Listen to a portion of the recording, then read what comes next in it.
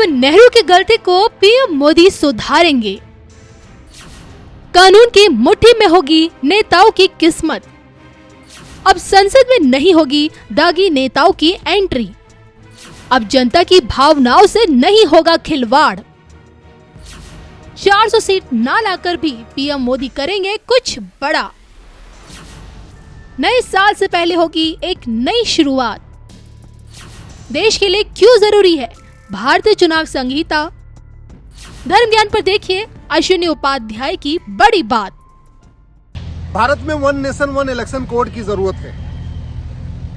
एक uniform election code की तत्काल जरूरत है, क्योंकि जिस तरीके से इस बार का चुनाव झूठ के दम पे लड़ा गया, फर्जीवाले से लड़ा गया, झूठे बयान, झूठा मैनिफेस्टो, झूठा वादा, वो पूरी तरीके से संविधान की धज्जियां उड़ा रहा है। संविधान का आर्टिकल 324 कहता है कि भारत में फ्री एंड फेयर इलेक्शन होना चाहिए, निष्पक्ष इलेक्शन होना चाहिए, स्वतंत्र इलेक्शन होना चाहिए और इलेक्शन में कोई झूठ, फरेब, धोखा नहीं होना चाहिए। लेकिन इस बार के इलेक्शन में झूठ, फरेब, धोखा का कहते नहीं एकदम एक्सट्रीम हो गया। पहले झूठे वादे किए गए, 1-1 लाख रुपए दूंगा, किसी ने कहा हम 2-2 हजार रुपए देंगे हर महीने, किसी ने कहा हम 8,500 रुपए हर महीने देंगे, जबकि भारत के पास पैसा नहीं है। 225 लाख करोड़ का कर्जा पहले ही है और ये सब इसलिए हो रहा है क्योंकि भारत का कानून महाघटिया है।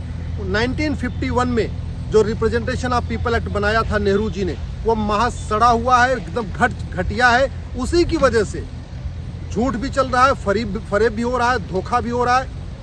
अलगाववादी भी संसद में पहुंच रहे, खालिस्तानी भी संसद में पहुंच रहे, अनपढ़, अनाड़ी, गंवार भी संसद में पहुंच रहे, माफिया भी संसद में पहुंच रहे, पॉलिटिकल पार्टियों का टिकट खरीद रहे और उसके बाद संसद में पहुंच जा रहे। इसीलिए इससे बचने के लिए भारत में एक यूनिफॉर्म इलेक्शन कोड की जरूरत है, एक समान चुनाव संहिता की। सबसे पहले मिनिमम क्वालिफिकेशन तय होनी चाहिए।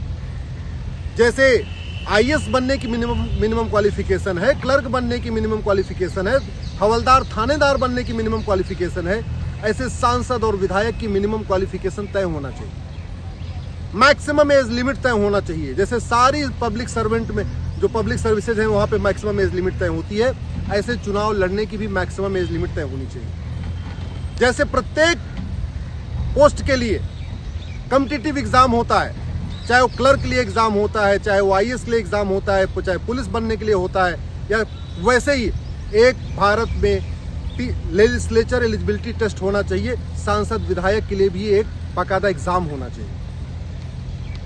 एक व्यक्ति को 2 जगह से चुनाव लड़ने की अनुमति नहीं मिलनी चाहिए।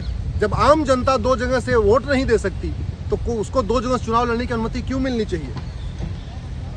पॉलिटिकल पार्टियां अगर किसी भी सजा याफ्ता को पदाधिकारी बनाए, अगर पॉलिटिकल पार्टियां किसी भी सजा याफ्ता को टिकट दें, पॉलिटिकल पार्टियां किसी ऐसे व्यक्ति को पार्टी का पदाधिकारी बनाएं या टिकट दें जिसके खिलाफ गंभीर अपराध में चार्ज फ्रेम हो चुका है कोर्ट के जरिए, उस पॉलिटिकल पार्टी की मान्यता रद्द होनी चाहिए। जब तक ऐसा नहीं होगा तब तक पॉलिटिकल पार्टियां पैसा लेके अपराधियों को, भ्रष्टाचारियों को, माफियाओं को ऑफिस बीरर भी बनाती रहेंगी, पार्टी महासचिव, पार्टी अध्यक्ष भी बनाती रहेंगी और उनको टिकट भी देती रहेंगी, क्योंकि उनके पास तो 50-100 करोड़ रुपए होता है लोकसभा का टिकट खरीदने के लिए, राज्यसभा का टिकट खरीदने के लिए और विधानसभा का टिकट खरीदने के लिए।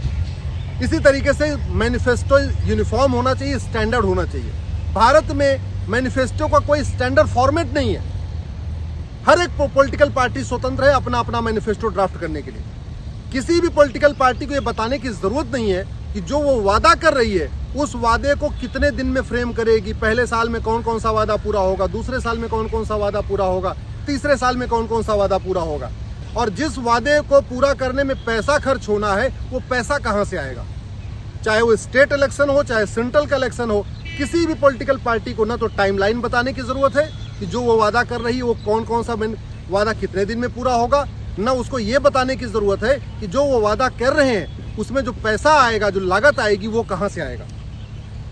इसी तरीके से वोटिंग कंपलसरी होना चाहिए। अब समय आ चुका है कंपलसरी वोटिंग किया जाए और आधार बेस्ड वोटिंग किया जाए। जो लोग मान लीजिए दूर रहते हैं, बाहर कहीं नौकरी करते हैं, घर पे आ नहीं सकते, अपने बूथ पे नहीं आ सकते, तो ठीक है, उनको आधार बेस्ड वोटिंग की सुविधा मिलनी चाहिए।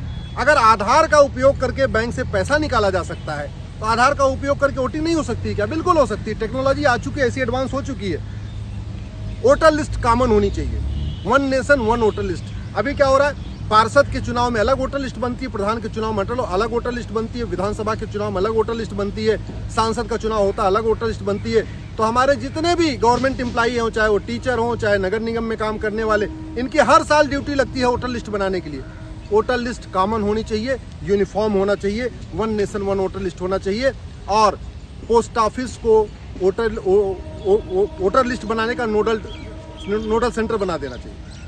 भाई अपना राशन कार्ड हम घर बैठे नहीं बनता ना, राशन कार्ड बनवाने जाते हैं, हम अपना आधार बनवाने जाते हैं, हम अपना ड्राइविंग लाइसेंस बनवाने जाते हैं, हम अपना बाकी सारे पासपोर्ट बनवाने जाते हैं, बर्थ सर्टिफिकेट बनवाने जाते हैं। कुछ भी घर बैठे बैठे नहीं आता। फिर वोटर लिस्ट घर बैठे बैठे क्यों होनी चाहिए? वोटिंग कंपलसरी करिए, सब लोग अपने आप जाके अपने वोटर लिस्ट बनवाएंगे। पोस्ट ऑफिस को नोडल सेंटर बना दीजिए। भाई पोस्ट ऑफिस के पास ज़्यादा कोई काम बचा नहीं।